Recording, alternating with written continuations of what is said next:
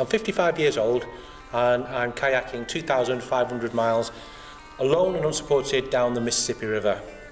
Sounds a bit like a dating advert, I know. Hi, my name's Wayne. Wayne? My name's Wayne. I'm a Libran. I've been kayaking since November last year and let's just say I'm getting better.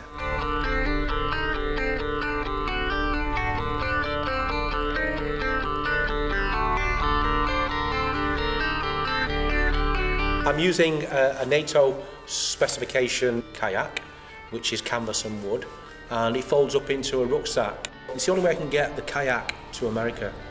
Some people buy kayaks when they're out there, but I wanted to practice in the one that I'm going in.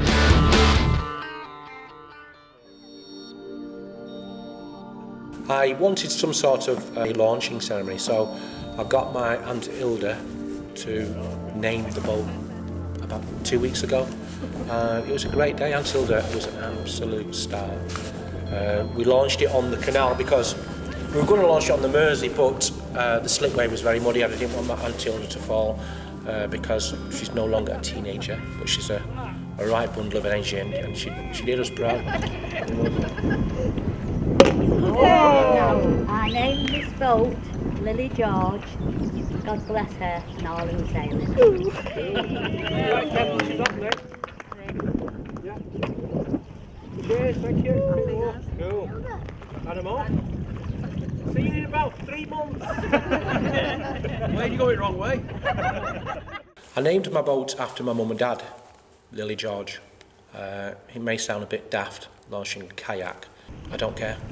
You know, my mum and dad passed away many years ago, but they always loved and supported me, whatever I did, especially through the difficult times, and that stays with you forever.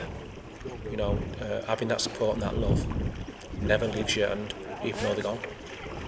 I'm a little bit scared. It's only natural. I'm frightened of the dark for a start, which isn't helpful, I don't think. And I don't like swirly water. I have 2 sons who I'm very proud of.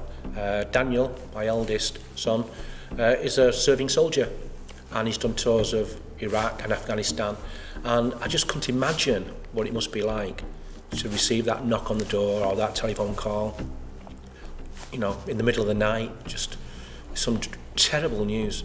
And it just doesn't affect the injured people, it affects families too.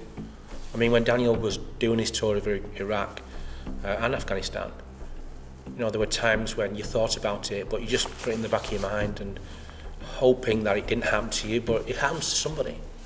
If something were to happen to Daniel, I'd look after him. Of course I would, I'm his dad. But I would also want the best professional help that I could get. And that's why Help for Heroes is really important. They are fantastic at what they do. They help injured service personnel to gain some kind of normality in their lives, and in many cases they enable and inspire them to go on and do greater things. It might be representing their country in a sport, or it might be doing challenges that I'm doing, and I think that's amazing. These guys go to these hostile places throughout the world, not out of choice. They're sent there in the service of their country, and whether you agree with that or not, they're out there, and they are some of the best people this country has to offer.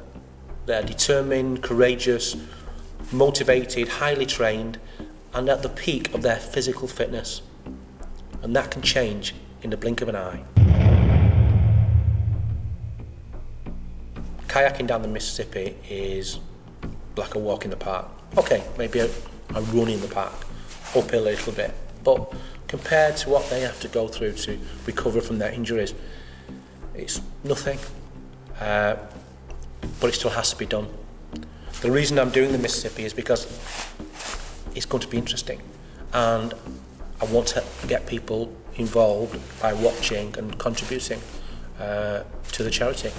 I'm funding this adventure myself, so every penny donated will go straight to the charity, and what my aim is to raise £2 for every mile that I kayak down the Mississippi, and the Mississippi is 2,500 miles, so that works out a lot of money.